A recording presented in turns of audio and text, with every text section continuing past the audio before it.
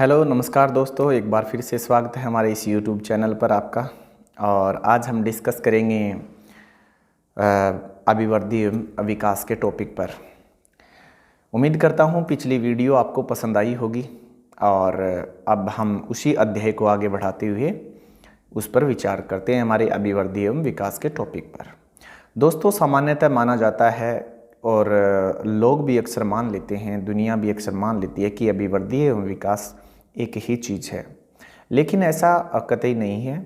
अभिवृद्धि अगर हम देखें तो शारीरिक रूप से जो हमारे परिवर्तन आते हैं वो कहलाती है, जैसे कि इंसान की लंबाई बढ़ना, वजन बढ़ना, इटेस्ट्रा, ये हमारी शारीरिक वृद्धि के अंदर माना जाता है।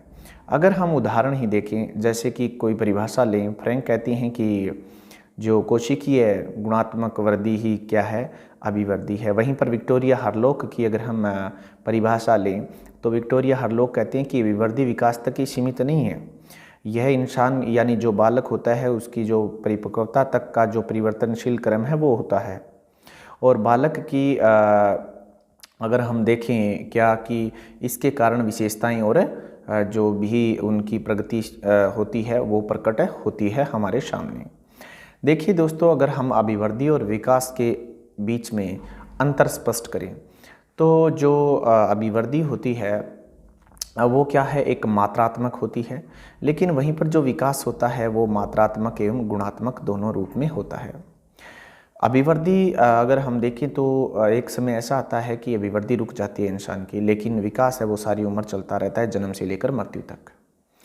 वहीं पर अगर देखें इनकी दिशाएं तो वो भी निश्चित नहीं है, अभिवृद्धि की दिशा निश्चित नहीं है कि किस दिशा में होगा, लेकिन विकास की दिशा जो है वो निश्चित है। ये बताई भी, आपने पढ़ी भी होगी कि मनुष्य का जो विकास है वो सिर से लेकर पैर की तरफ होता है, और जो अभिवृद्धि है वो उसका अगर पक्ष देखें तो वो एक ही है, लेकिन विकास के दो पक्ष हैं। कौन से? शारीरिक और मानसिक। अभिवृद्धि का एक ही है शारीरिक पक्ष, मानसिक नहीं है।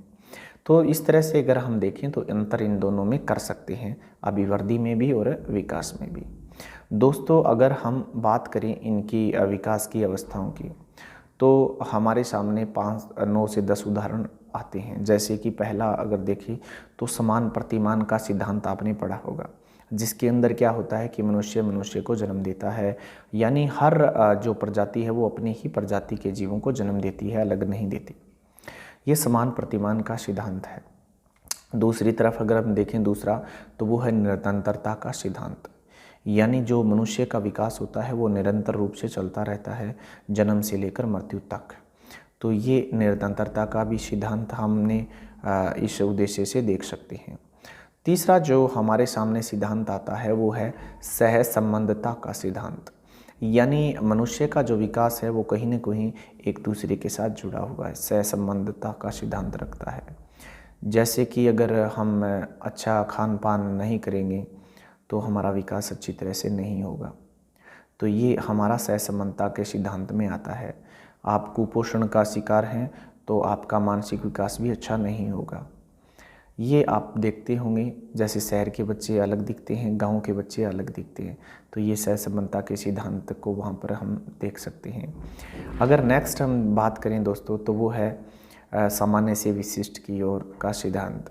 सामान्य से विशिष्ट का मतलब है जैसे बच्चा शुरुआत में बलबलाता है, सीखता, फिर धीरे धीरे वो सीखने का प्रयास करता है, चलने का प्रयास करता है घुटनों के बल, और करवटें भी बदलता है और फिर पाँव पे खड़ा होकर चलता है। तो ये क्या है, सामान्य से विशिष्ट के ओर के सिद्धांत के अंदर ये चीज़ें आती हैं। अगर नेक्स्ट हम बात करें मनुष्य का जो विकास है वो चक्राकार के रूप में भी माना जाता है। चक्राकार का सिद्धांत आपने पढ़ा होगा, जैसे कि आप कई बार देखते हो कि एक बच्चा बढ़ता नहीं और फिर एकदम से वो बढ़ने लग जाता है, तो ये इसी के अंदर आता है। क्योंकि मनुष्य जब पहले 1 से 5 साल का बच्चा होता है वो बड़ा जल्दी से प्रगति करता है, ग्रोथ करता है, क्योंकि वो भारी ग्रोथ करता है जो हमें दिखता है। बाद में उसकी आंतरिक जो संरचनाएं हैं, कोशिकाएं हैं, वो विकसित होती हैं, अंदर का भाग। तो और फिर जब 12 से 20 साल का होता है तो फिर भारी दोबारा से होता है और उसकी हाइट भी बढ़ने लग जाती है। और हम देखते हैं ज़्यादातर जल्दी विकास लड़कियों का माना जाता है, किशोर जो हमारी होती है बाल्यावस्था उसके अंदर। अब दोस्तों बात आती है हमारी नेक्स्ट सिद्धांत की, तो वो है दिशा के क्रम का सिद्धांत। दिशा का क्रम क्या है? अगर हम देखें तो सिर से पैर की तरफ मनुष्य का विकास होता है, कभी भी आप देख सकते हैं, और यही कारण है जिसे हम कुपुस्वामी भी कहते हैं। और मनुष्य का विकास पहले सिर का होता है और अंत में धीरे धीरे नीचे से नीचे चलता रहता है। उसके बाद अगर हम बात करें दोस्तों, तो वो है सिद्धांत, अगर दिशा क्रम का, निश्चित क्रम का सिद्धांत। निश्चित क्रम के सिद्धांत में क्या है? मनुष्य की भाषा का विकास जब हम देखते हैं तो LSRW तो आपने पढ़ा होगा, लिसनिंग, स्पीकिंग, रीडिंग और राइटिंग। तो मनुष्य इसी वे में सीखता है, एक निश्चित क्रम में भाषा के विकास होता है उसके अंदर। तो हम कह सकते हैं कि निश्चित इसका एक क्रम भी होता है। और नेक्स्ट होता है दोस्तों विभिन्नता का सिद्धांत। विभिन्नता क्या होती है? क्योंकि मनुष्य का विकास जो है वो कभी भी एक समान नहीं होता। आप अलग अलग मनुष्यों में अलग अलग तरह से देखें, किसी की हाइट लंबी है, किसी की छोटी भी रह जाती है और किसी की बहुत ज़्यादा भी। तो यही कारण है कि इसके अंदर विभिन्नता का सिद्धांत हमें देखने को मिलता है। ये थी दोस्तों विकास की अवस्थाएं। अब बात आती है कि विकास के सिद्धांत। अब बात करेंगे विकास की अवस्थाओं के बारे में। सबसे पहले आता है भ्रूण अवस्था। भ्रूण अवस्था देखिए दोस्तों, जब बात आती है शुरुआत की, तो बीजावस्था होती है उस भ्रूण अवस्था से पहले। बीजावस्था में क्या होता है? शुक्राणु होता है, वो अंडाणु में प्रवेश करता है सबसे पहले, और क्या होता है? योक नामक एक कोशिका बनती है। उसी योक नामक कोशिका को हम युक्ता नामक एक कोशिका बनती है, और उसी कोशिका को हम कहते हैं जाइकोट, जो एक सुई के आकार की होती है। वो जो जाइकोट होता है उसको जो पोषण मिलता है दोस्तों, उसको योक नामक हार्मोन से मिलता है। वो स्रावित होता है माँ के गर्भ में, जिससे पोषण मिलता है जाइकोट को। ये जो प्रक्रिया है दोस्तों, ये 15 दिन यानी 2 हफ्ते तक चलती है, 2 सप्ताह तक चलती है। 16वें दिन क्या होता है? जब 16वें दिन में होता है तो वो अंडा फूट जाता है और भ्रूण अवस्था आती है। भ्रूण अवस्था में बालक के अंदर 32 कोशिकाएं होती हैं। अपरा नाल प्लेसेंटा के माध्यम से वह क्या है, इनसे चिपक माँ के गर्भ में चिपक जाता है, उनके सहयोग से। प्लेसेंटा के सहयोग से मान सकते हो, भ्रूण अपरा और नाल के सहयोग से वो क्या है, माँ के गर्भ में चिपक जाता है और तेज़ी से चक्कर लगाता है। यहाँ पर उसका बहुत तेज़ी से विकास होता है।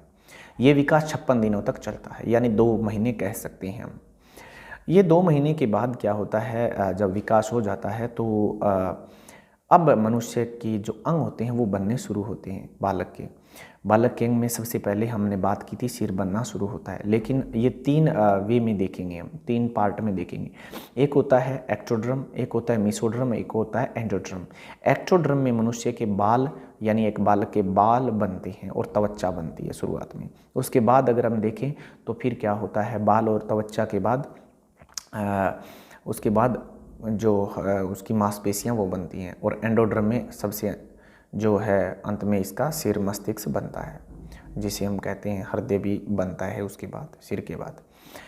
अब बात आती है दोस्तों, ये प्रक्रिया चलती है 6 महीने तक, और 6 महीने जब हो जाते हैं बच्चे को तो वो बिल्कुल तैयार हो जाता है, और अंत में हाथ पाँव ये चीज़ें बनती हैं।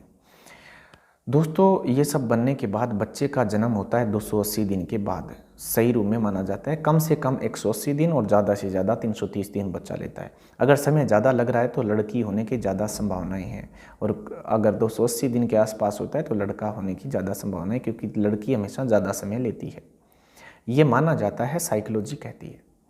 दोस्तों अगर हम बात करें कि उसके बाद की अवस्था की, बच्चे का जन्म कैसे होता है, इसके पीछे क्या कारण है? देखिए, प्रोजेस्टेरोन नामक एक हार्मोन इसके लिए जिम्मेदार होता है। अब प्रोजेस्टेरोन हार्मोन जब स्रावित होता है तो दोस्तों क्या होता है कि एक ऑक्सीटोसिन नामक का हार्मोन होता है, वो स्रावित होता है, और उसके स्रावित होने के कारण माँ के गर्भ में संकुंचन पैदा होता है, और इसी संकुंचन के कारण जो प्लेसेंटा अपरा नाल हमने पढ़ा था, उससे बच्चे का लिंक टूट जाता है, जो चक्कर लगाता है गर्भ में टूट जाता है, और फिर एक एलेक्सिन नामक क्या है हार्मोन स्रावित होता है।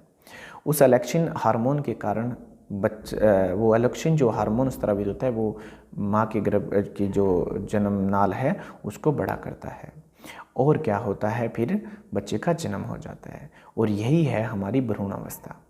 यहाँ तक हम पढ़ेंगे इस चैप्टर को दोस्तों।